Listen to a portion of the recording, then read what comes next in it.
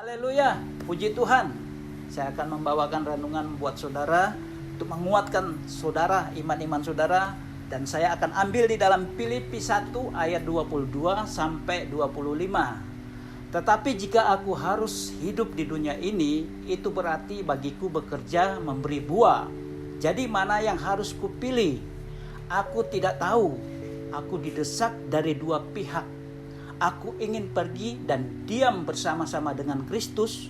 Itu memang lebih jauh. Itu memang jauh lebih baik. Tetapi lebih perlu untuk tinggal di dunia karena kamu. Dan dalam keyakinan ini, taulah aku akan tinggal dan akan bersama-sama lagi dengan kamu sekalian, supaya kamu makin maju dan bersukacita dalam iman. Fokus pada tujuan, bukan masalah. Ketika Anda tetap fokus pada tujuan, Anda bukan pada masalah Anda dapat menjadi bahagia. Bahkan ketika hidup Anda kelihatan berantakan, Paulus adalah seorang yang sudah tua ketika ia berada di dalam penjara di Roma. Paulus jauh dari rumah. Paulus sedang menunggu penghukuman mati. Segala sesuatu sudah diambil dari dia, yaitu teman-temannya, kebebasannya, pelayanannya, bahkan kebebasan pribadinya. Dengan seorang penjaga yang dirantai bersama dengan dia 24 jam setiap hari, itu sebenarnya bukan waktu yang berbahagia buat Paulus. Tapi ada satu hal yang mereka tidak dapat ambil dari Paulus. Tujuannya.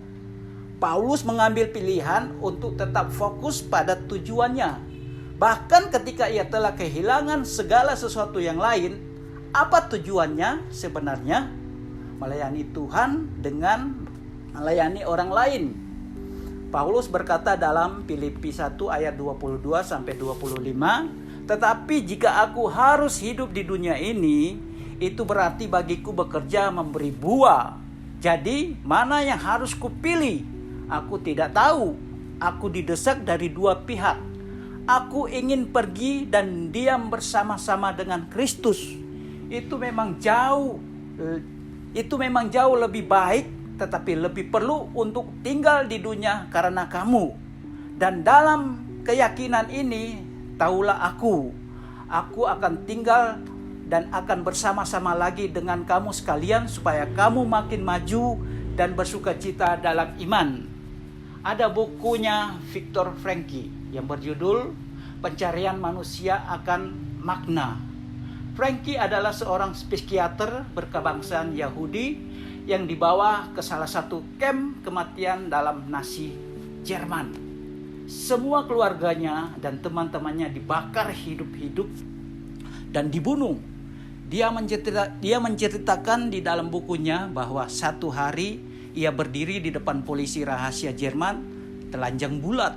Mereka sudah merampas pakaian-pakaian milik para tawanan dan bahkan cincin perkawinan Frankl.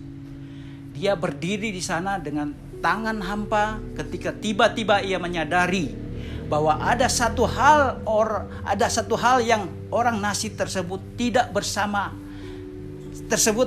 bisa ambil dari dia, yaitu pilihannya tentang bagaimana dia akan memberi reaksi. Anda tidak bisa mengontrol apa yang orang lain perbuat terhadap Anda. Anda tidak dapat mengontrol apa yang orang lain perbuat di sekitar Anda. Tapi Anda dapat mengontrol bagaimana Anda memberi reaksi. Puji Tuhan. Amin. Tuhan memberkati. Haleluya.